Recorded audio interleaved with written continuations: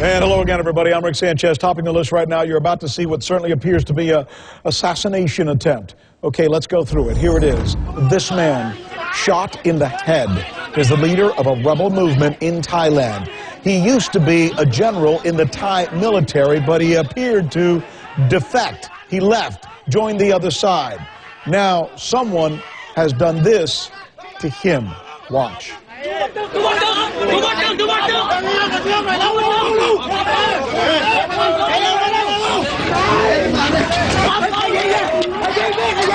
They say the bullet entered one side of his head and came out the other.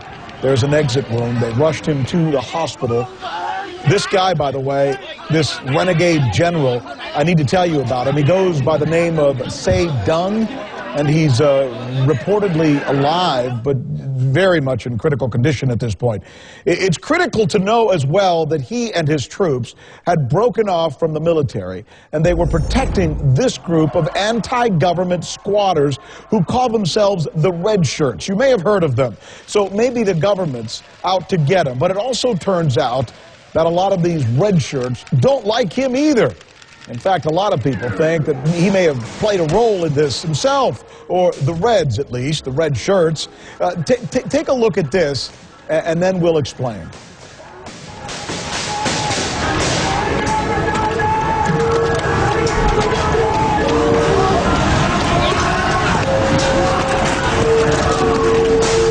I mean, this has been the scene in Bangkok now for a good while. This is back in April 10th. And what we're looking at here is absolute chaos. As I told you, this renegade general, his troops are there to protect these anti-government demonstrators, supposedly.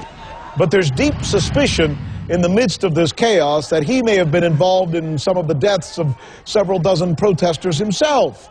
Okay, now fast forward back to today, and here's the scene hours ago as this renegade general is brought to a Bangkok hospital. I mean, this is the story that is being told all throughout this part of the world. The pictures are still coming in. We've just got this in from Dan Rivers. He's our correspondent who's been there at the scene on the streets monitoring this. Watch this report he just filed into us a little while ago. Well, this is the scene on the streets of Bangkok this evening. It's pretty anarchic, as you can see. It's basically mob rule on this corner of Lumpini Park. About 100 or 200 meters down here, there have been some gunshots heard, and at least one protester we know has been shot and killed. But that doesn't seem to be persuading this group of protesters to go home. They're here. They've been searching cars. This is a main intersection carrying the Rama 4 road going to the east of Bangkok, and you can see the protesters have occupied this central traffic island, stopping and searching trucks primarily with the idea they're wanting to look inside to see if there's anything in the back, presumably looking for soldiers. But we understand the army's position is up the end of this expressway flyover here, that they are down towards the western end of the park, and that is where the renegade army commander Se Deng was shot through the head while he was being interviewed by the media. We obtained some very dramatic footage just seconds after that shooting, showing him being carried away to hospital. But now that shooting seems to have inflamed tensions here on the streets, and now this crowd seems exceptionally defiant, and the mood here is really one of anarchy and mob rule. Dan Rivers, CNN, Bangkok. You know, as you look at those pictures, you wonder what must it be like for the people who are living in Thailand right now. Let's go to somebody who lives in Thailand. He is an American living in Bangkok. His name is Adam Darrow. He's good enough to join us now to bring us the very latest on what's going on there. Adam, you there? I'm here, Rick. Hey, I'm just wondering, as you walk out onto the streets, we look at these pictures, and of course they're very isolated, but our perspective is it's chaos, and it must be very dangerous, and people must be very scared. Is that the case or not? As you just said, it is, in fact, isolated to these main areas, mostly in the business districts where they can make the biggest impact. I live inside of Bangkok, and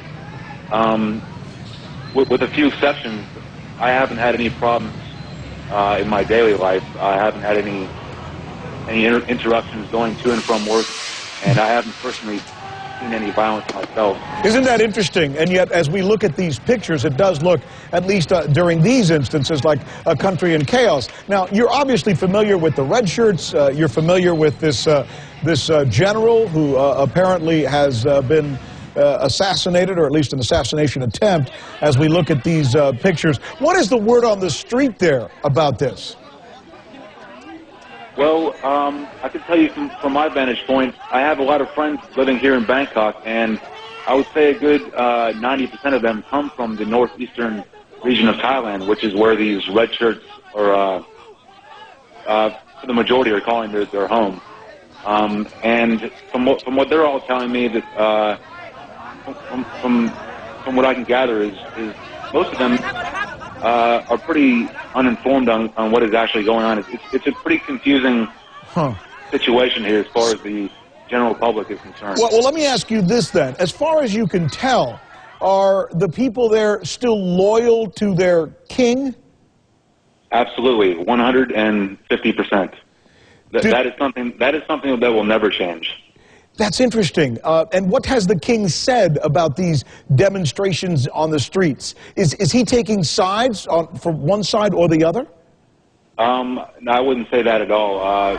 He made a brief appearance on local Thai television a little over, I think it was last week, and from what I could gather, he was basically just asking for both sides to bring the situation to a head and to bring peace to the nation, which I think is what a majority of the people in Thailand are calling for.